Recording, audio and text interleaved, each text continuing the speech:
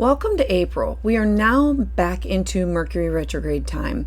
You're going to see many things still moving forward, but it's going to be a time that you're going to have to stop and slow down and pause. Let the natural rhythms play out.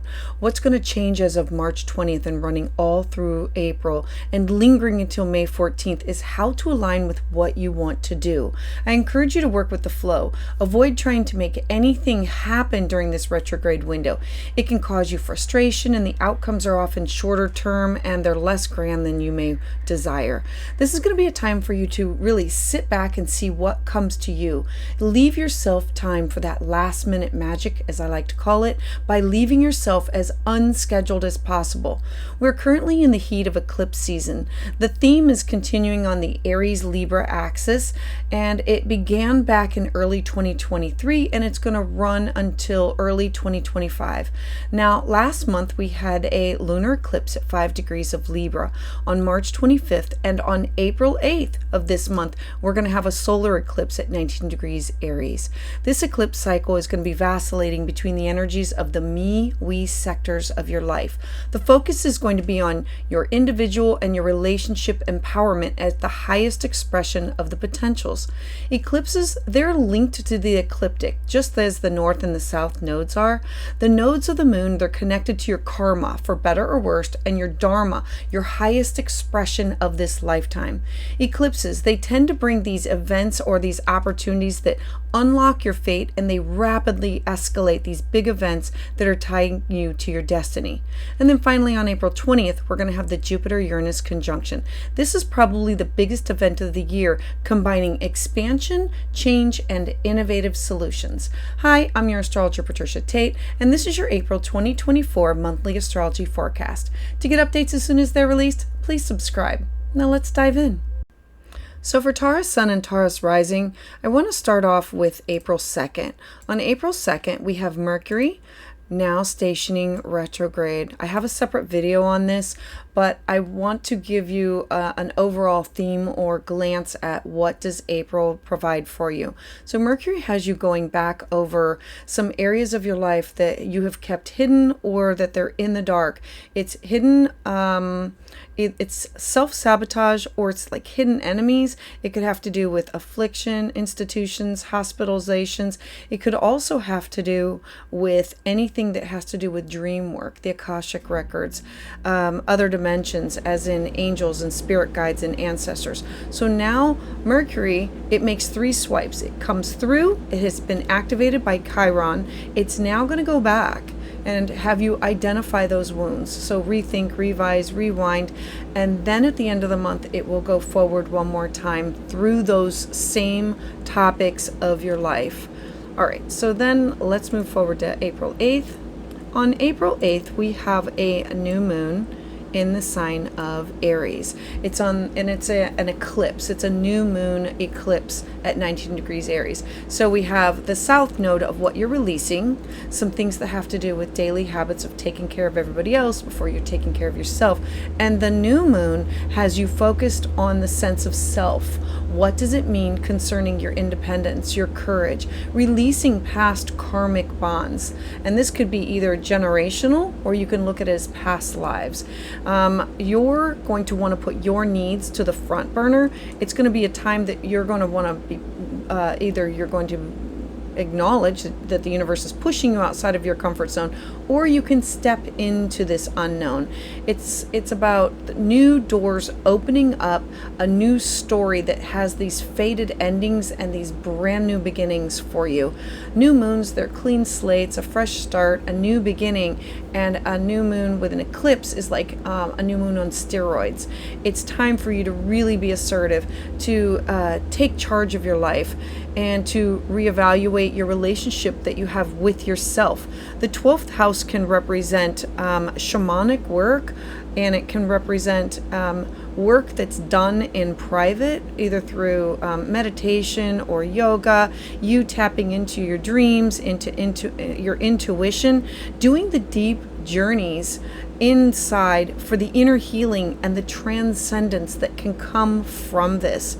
This is you taking time to center yourself and connect with the divine. So All right, so make these important changes in your life and look for adventure, finding the inner happiness. This is going to be a great time for you to be more self-sufficient on yourself and focused on what are my internal needs that other people just don't know about. All right, so let's move on. Now, the biggest aspect this month is on April 20th, we're going to have Jupiter conjunct Uranus in the sign of Taurus in your first house of self.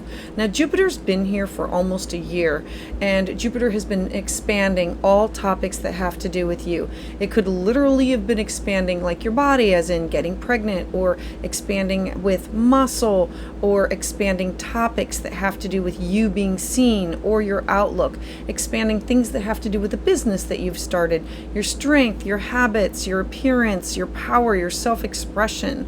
Now, with this, Jupiter is the great benefic. Jupiter brings us like all of these beautiful opportunities for growth and expansion. Now, Uranus is the planet of progress and surprises. So together, there's this strong manifestation of potentials that will happen between April 4th and May 8th. Now, this aspect is going to occur on April 20th, but look for the dates around that, like give or take a few on each side, that's when all of the energy is going to combine, and you're going to see major shocks, major surprises, that anything can happen in your life quickly for you. And this will have everything to do with you being seen, you being in the outside world. Like, this is radical for you. Taurus is an earth sign, and it's about wanting a stable environment, wanting everything to be stable and reliable. And so there can be these technological advances, scientific advances, innovative solutions, all areas of your life, and anything that has to do with things that you value. And so putting this together, this could be a really great opportunity for advances that have to do with something with you or science or technology, about what are you wanting to expand. I look at the first house also as your website or your business card, or like you presenting yourself to the world. And so this is you going through some kind of a major transformation, and then presenting yourself as in, ta-da, here I am, and this is the new me. This is what I've been working on for so long, and being pushed to accept that you are no longer that person, and this is who you now are. All right, next, on April 23rd, we have this beautiful full moon in the sign of Scorpio at 4 degrees. So the sun is in your first house, still thinking about you, still focused on you. And now we have the full moon is in your partnership sector. Now, full moons, they reveal to us things that we haven't seen before, or we were unable to see. And so they usually are about culminations or endings or closures. And so this could be with clients, maybe they no longer need your service anymore. Or this could be with a business partner, you've separated ways, or a best friend, maybe they move away. Or a significant other, we are separating in some way. Now, this can be a difficult transition. It's in the sign of Scorpio. Scorpio usually means secrets or things that were hidden, or it could be things that are amicable. But full moon, definitely focus on yourself and revealing some things that have to do with closures or endings with partnership, clients, love, romance, one-on-one relationships. The 7th house is also the house about where we have contracts, negotiation, cooperation, and promises. So there could be an ending of some type of contract with somebody. On April 25th, we now have Mercury moving direct. I love this because Mercury is now conjunct the North Node, the direction in which you're supposed to be going, and it's opposing letting go of South Node. What are you letting go of in order to create daily habits for your mental, physical, spiritual, psychological, emotional health, well-being? Like letting go of bad habits.